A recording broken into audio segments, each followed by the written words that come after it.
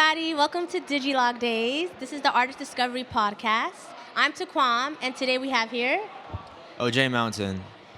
So we're going to dive in a little bit about who OJ Mountain is, how'd you get your name, and also what kind of music and sound are you? Well, I got my name because my initials are OJMT. And like when I was a little kid, my dad like went on a business trip and he got one of those like custom license plates you can like put your initials on. Yeah. And it like lived in my room for like ever, you know. So it's not orange juice. It's not orange juice, Oh, but okay. but some people think that. You know, Okay. it's kind of like I like the color orange, so it kind of goes hand in hand. But Okay. my girlfriend at the time was like made a joke, was like, haha, OJMT, like OJ Mountain. And I was like, wait a second, that kind of goes hard. Wait, where did the mountain come from?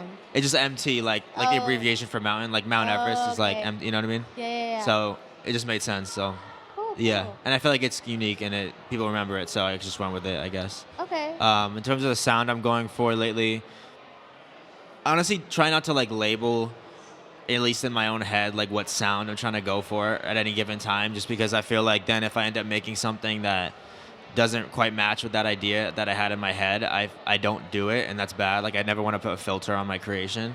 I guess what ends up coming out is like I guess recently I just like production that is kind of stripped down but has a lot of like character to it. Just I can't really put words around it. I guess it's just things that allow me to kind of say weird. I like stuff that allows me to say like the weirdest stuff possible and allows me to be goofy and just be myself. Yeah, I think as creatives, when you start kind of like trying to confine your art into like buzzwords and boxes, it gets really like it just stops being fun, and it's not really what art's about, in my opinion. Not that like marketing people would hate that, obviously, but like Get it. that's kind of how I view it from a creative standpoint. Yeah. Yeah. Well, I also know you play the saxophone, right? So can you tell us a little bit about that and how you kind of got into playing the saxophone to begin with? Yeah, so in third grade, you could either keep singing the chorus or you could be in the band. And I did not want to be in the chorus anymore, so I just picked the coolest looking instrument. Okay, that's saxophone's pretty cool. Yeah. And it turns out I was decent at it, and like How old were you when you started? I was in third grade. Third grade, okay. So I kind of stuck with it throughout high school. I did like the Berkeley 5-week program, and yeah, and once I started making hip hop music, I realized that if I incorporated like, I was kind of neglecting that part of my artistry for a while because I was kind of burnt out by saxophone because I was playing through school and it just wasn't like I wasn't able to express myself that much with it at the time. But then when I started taking music creation more seriously, I was like, no one's really rapping and playing the sax. Like no one really does that. I know a few people that do it, but I'm not saying I'm the only one to ever do that. But it's not many of us, so I felt like it would help me stand out. So when did you discover hip hop then? I'd always listened to it, but I got really into it in like 8th grade. That's when I started writing them, like my own stuff. I had a friend on the school bus who was like kind of like a social outcast because he would just like rap at people, and it kind of made people uncomfortable. But I thought it was really cool, and he exposed me to like 90s hip hop on the bus every day, like different artists that I hadn't really heard listening to the radio. And it just made me fall in love with how like self-expressive the genre was, at a time where I felt like I didn't really have an outlet for self-expression and self-actualization. So Where did you grow up? I grew up in Boston. Boston. Yeah. Okay. I feel like Boston has a pretty cool music scene out there, right? It's cool, yeah. Yeah, It's yeah. really, there's a lot of talented people in Boston. I moved out of Boston when I was 18, so I don't have like a lot of adult experience trying to like pursue music in that city, like living there, but there's a ton of talented people in Boston. The scene's pretty cool, yeah. Do you feel like you playing the sax out there, you felt like, I guess, supported in a way? Did I feel supported Yeah. in Boston? Yeah, in that like the whole music scene. Well, like I said, I went to college in Philadelphia, Yeah. like right out of high school. So as soon as I turned 18, I kind of left Boston, and I wasn't really playing the sax in my set yet. And when in high school, Like you completely stopped. well, I was playing in the band and stuff, but I'd only just started like putting out music in high school, and I had done a couple shows, but I only ever rapped in high school in front of people, and in terms of my own music. Oh, okay. It wasn't until college that I kind of fused the two together.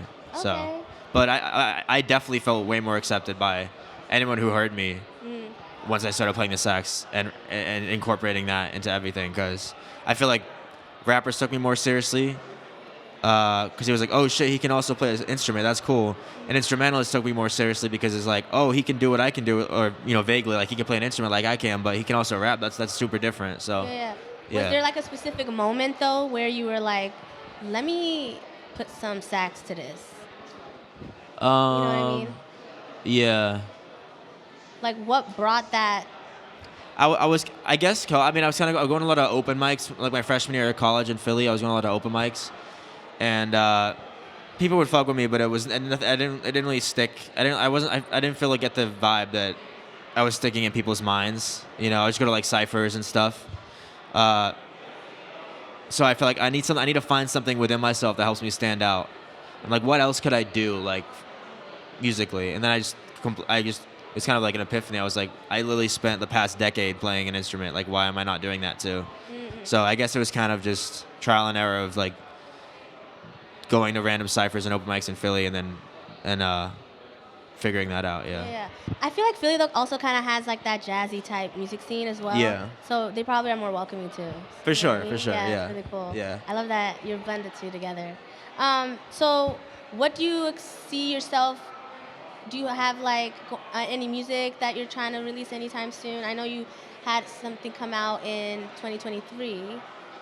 So Yeah. kind of like I've what's next? I put out an album like a couple months ago.